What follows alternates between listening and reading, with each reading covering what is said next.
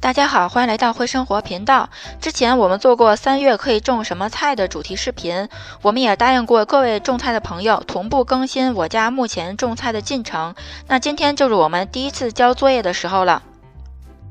我会在今天的视频里跟大家分享我目前后院中直接播种并且已经发芽的蔬菜有哪些，然后再和大家介绍一下我目前室内正在育苗的又有哪些品种。言归正传，我这里是加拿大的温哥华，植物抗寒区是第8区，理论上霜期正式结束大概在3月底的时候，所以室外的这些菜呢都是在霜期结束之前种下的。我们院子中直接播种的蔬菜基本上都是在3月4号到3月13号这个期间内播种的。在3月初的时候，温哥华的天气大概夜间最低气温是零下1度，而且在3月份的时候，温哥华有一半的天气是在下雨，所以气温相对寒冷又缺少阳光，确实对蔬菜的生长是一个挑战。今天是3月22日，所以后院中的蔬菜就从播种到现在有1到2周的时间了。首先大家看到的是2周之前最早播种的各种小萝卜和菠菜，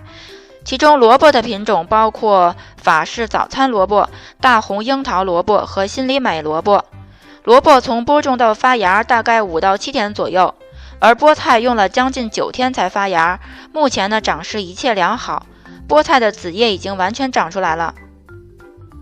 接下来看到的是同样在大概2周前播种的上海青、芝麻菜和奶油白菜，其中芝麻菜发展的速度较快，其次是奶油白菜，发芽相对较慢的是上海青，大概用了10天左右的时间。同样在这个简易暖棚里，我们种植了4种大蒜，是去年深秋的时候播种的。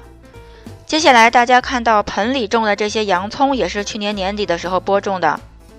接下来大家看到的是塔塔菜，我们在种塔塔菜的时候没有做任何的覆盖，它没有暖棚，就是硬生生的在这样夜间0度的环境下，用了10天的时间也都发芽了。接下来大家看到的是沙拉菜，这个种植时间比较晚，刚种下大概7天左右，也都微微发芽了。在它右边这些是大白菜，这个大白菜是事先在室内育了11天的苗，再把它移植出来的。移出来就接着长了，非常的皮实。远处一点的地方是豌豆，都已经发芽了。下面看到的这些，左面的是油菜心，右面的是茼蒿，大概播种有8到10天左右，它们也都发芽了。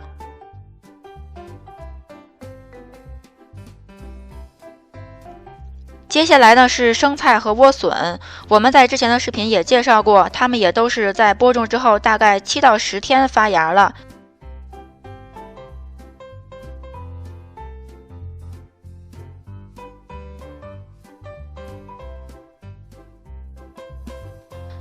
接下来这边是芥蓝，也是播种了7到10天左右才发的芽。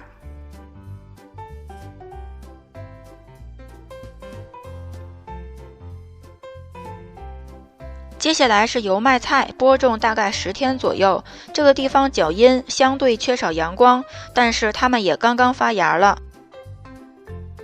同样种在它旁边的也是较阴地方的小白菜也是微微发芽了。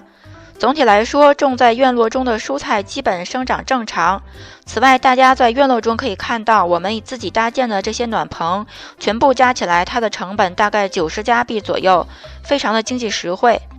而且温哥华的3月经常刮风下雨，这样看来这些自建简易暖棚还是相对比较结实的。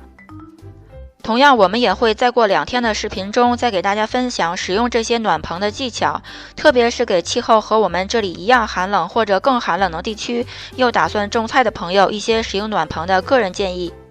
看完了室外，我们回到室内看一下我在室内在育哪些苗。我们目前主要育苗的就是3种蔬菜，其中包括7个品种的番茄、2个品种的茄子和4个品种的辣椒。有些苗已经长大了，屋里没有地方，我们就把它摆在了靠窗的位置。